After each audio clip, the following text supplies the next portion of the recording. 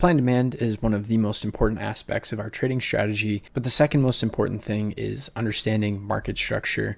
Market structure is ultimately going to give us the direction and general narrative that we are going to need in order to build high probability trading ideas. So it's imperative that we understand the general concepts of market structure and then how they link to supply and demand. So let's jump into market structure. We'll start with a bullish market structure or an uptrend. And when we're looking at a bull trend, what we see is a series of higher highs and higher lows as the market pushes to the upside. Basically, when we're looking at a healthy uptrend, we'll see a push to the upside followed by a retrace or correction, which is shown by price pulling back and then price moving back to the upside, breaking the previous high and then continuing on to make a higher high.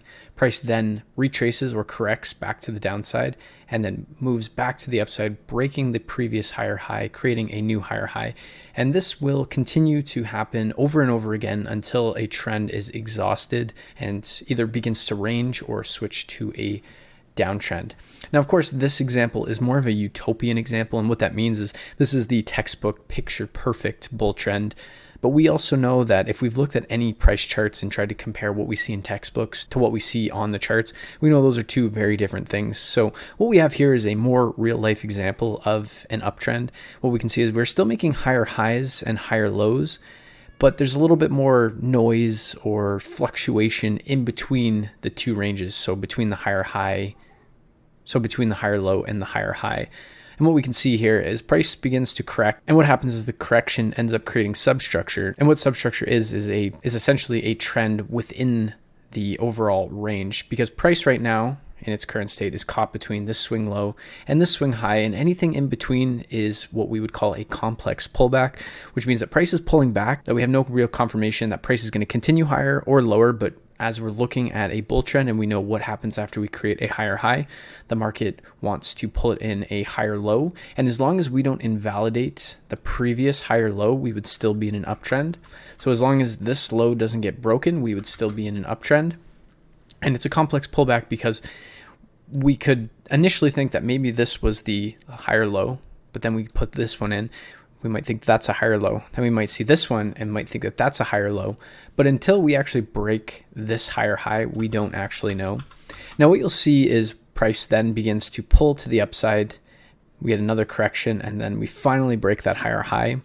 When it comes to mapping out market structure, and this is something that you'll need to test a little bit on your own personal preference, is I'm sure looking at it, some of you are wondering why we chose this as the higher low and not this as the higher low.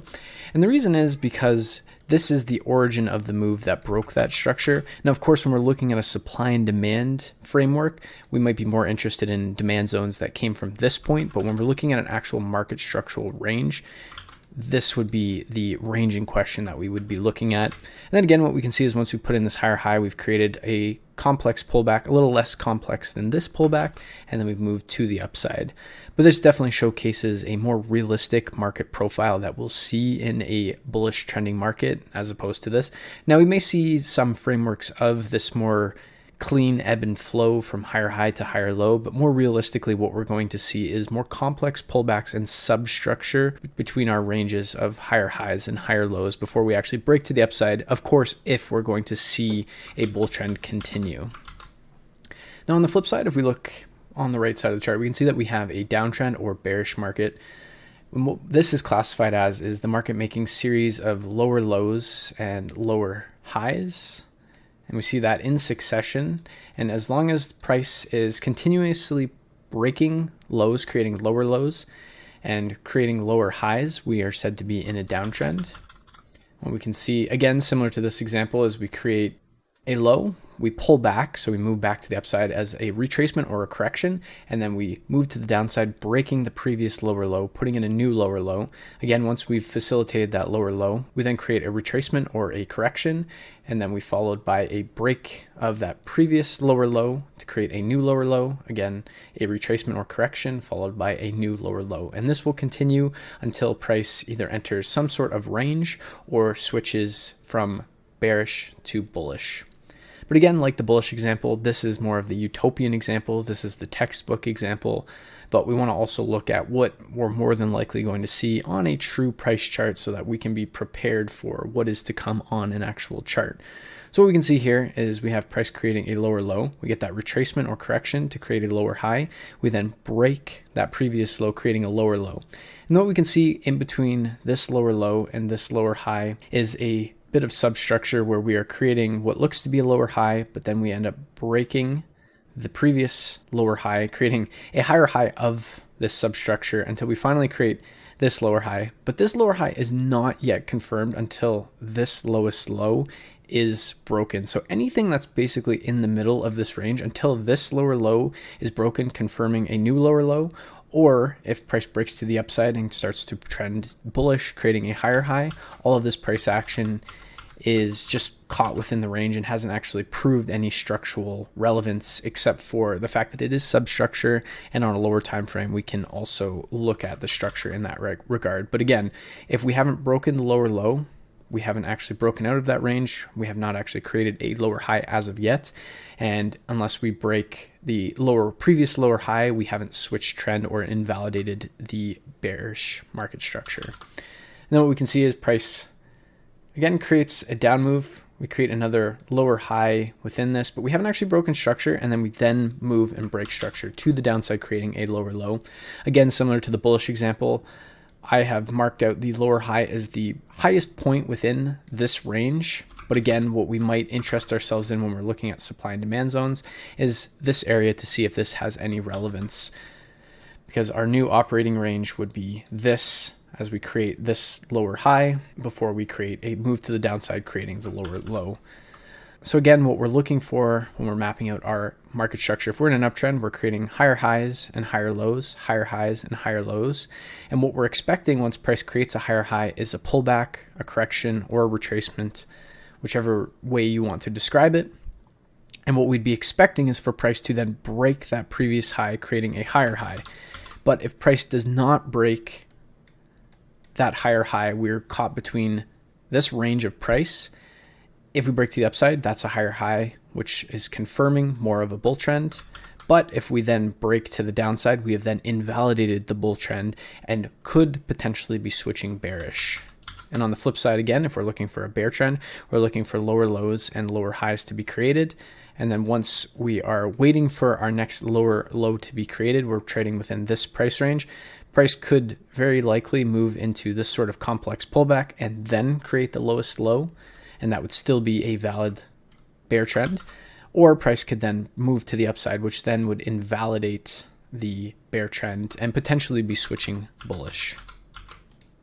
Market structure is incredibly important in deriving our overall narrative in terms of how we should be viewing the charts and how we should be mapping out our supply and demand zones. For instance, if we are looking on higher time frame market structure suggesting bullish order flow, what we should be doing is looking for demand zones to be looking to buy for longer term trades. Of course, we can take short-term sells into those higher time frame demand areas, but ultimately, if we're looking for higher time frame and longer term longevity, we want to be trading with the trend.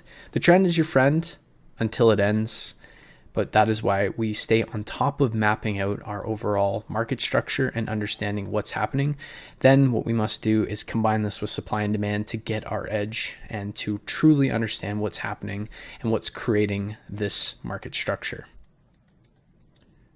Now let's take it one step further and just combine market structure with supply and demand to understand how they interact with one another. Using the same examples from prior, what we can see is we have the, again, utopian bullish trend example. We're creating higher highs, higher lows, higher highs, higher lows, higher highs, and higher lows. But if we take that a step further and look at that in the lens of supply and demand, what we can see is when we create that pullback, we are creating what would be a supply zone, whether it be a pivot supply or a range created supply. And what we can see is price also creates a demand zone. The demand zone is ultimately what is respected, and that's what creates a supply zone failure, which then creates the highest high. And again, when price retraces or pulls back, we create another supply zone. And what ends up happening is price will come back into a demand zone, which in this case is the higher low area. And as long as we don't break below this higher low, we're still in an uptrend. And what we can see is price respects demand and continues to moving to the upside, failing supply and creating a higher high. Again, when price pulls back, it taps into demand It respects demand and breaks supply. And this is ultimately what we are combining when we're combining market structure and supply and demand. It's the inner workings and the relationship between supply and demand, and how demand being respected and supply failing creates a bull trend or an uptrending market. Or if we're seeing supply being respected and demand failing, we're seeing a downtrend. Now, again, we'll look at this real life example because this is more of the textbook example of market structure. But similarly, what we can see is we have a supply zone that's created. We put in our higher low. Price breaks to the upside, breaking the previous higher high, which creates a supply zone failure.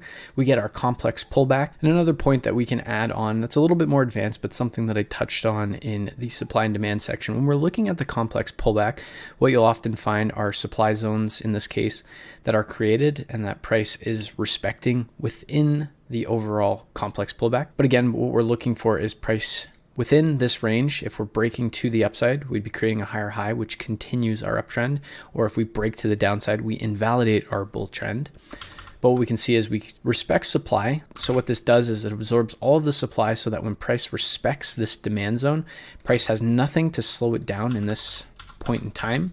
And what we can see conceptually, and this is something that's quite common when we look on live charts, is price respects this demand zone, moves to the upside. We tap into the previous supply zone. It doesn't immediately fail, but instead you do get a reaction. And how I said in the previous supply and demand zone videos that more often than not, supply and demand zones will have a reaction, but it's the follow through that's the most important. And what we can see is this newly created demand zone from the initial reaction to the upside is respected, and price moves to the upside, breaking supply, making supply fail, creating a higher high. And then what we see is price then create a new supply zone as it creates a pullback or a retracement. We tap back into the newly created demand zone.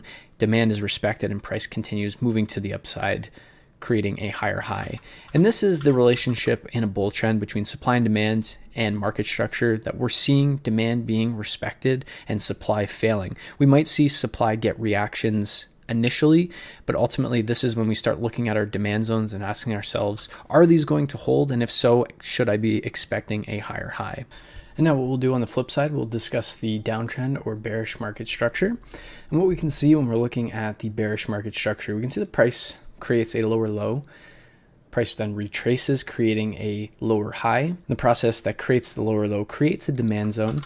And when price moves to the downside, breaking the previous lower low, which causes demand to fail, creates a new supply zone. So when price creates a lower low and begins to retrace or correct, price then creates a demand zone.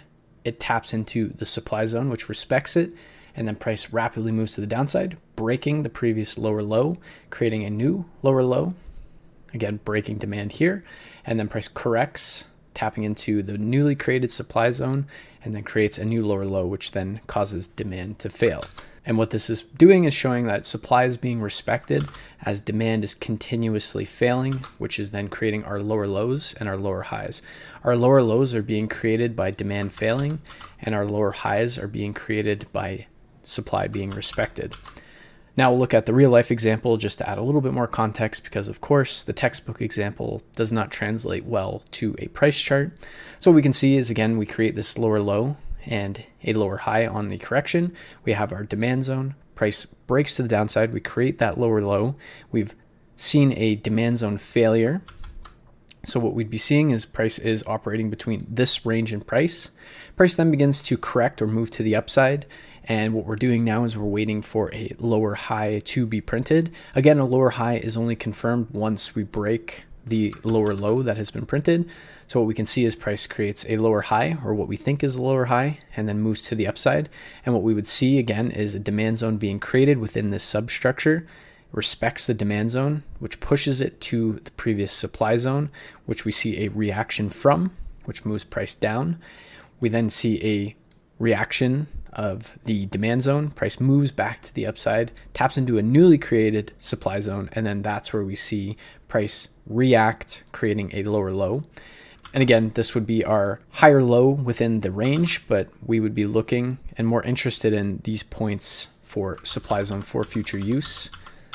And again, we see price create a lower low, which caused this demand failure. We'd be waiting for a correction or Retracement to form, again, taps into the supply zone, moves to the downside, creating another new lower low, causing this demand zone to fail. And this is the process that happens over and over again, where we see supply being respected and demand failing. We see price creating lower lows and lower highs. And this is the key connection between market structure and supply and demand. And the more that we can understand this concept, the better we can get at deriving a narrative on the higher time frame as well as on the lower time frame, because what we'll now be digging into is the multi-time frame fractal nature of market structure and how we can use that market structure to get a better understanding of what's happening on the higher time frame and what's happening on the lower time frame and how they both relate with one another.